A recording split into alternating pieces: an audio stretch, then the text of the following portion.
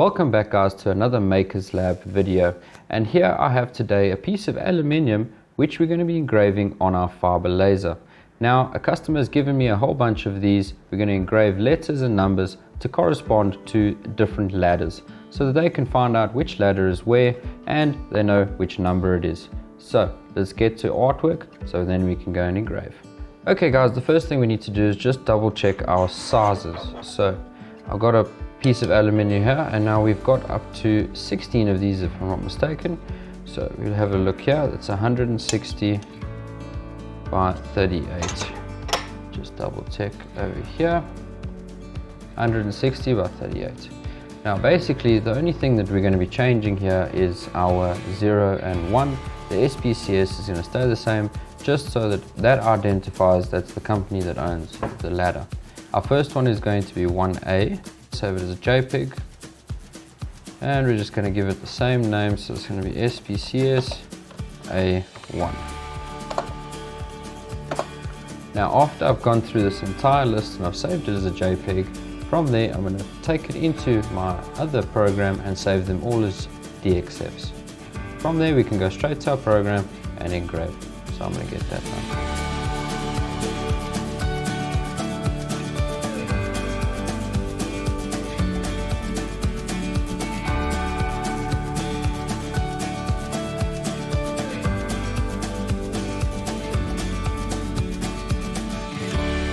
Okay guys, we're now here by the machine. I've all set up, the height is adjusted. All we need to do is input our vector and then we're going to do our settings. So quickly go and do so. Now I've chosen the following settings. I've got my loop counters once. I'm using speed 200, power 70. And now the reason why I'm doing power so high is because this item is going to be outside. It's going to be in the harsh weather. So I need to make sure that this engraving lasts. And then another thing, on aluminium, our frequency works best at 20. Now, what I need to make sure is whatever I'm engraving is actually going to fit on our piece of aluminium. Okay, so now that is the biggest we can go. So all we need to do now is make sure it is in the center. I'm going to do a quick measurement here.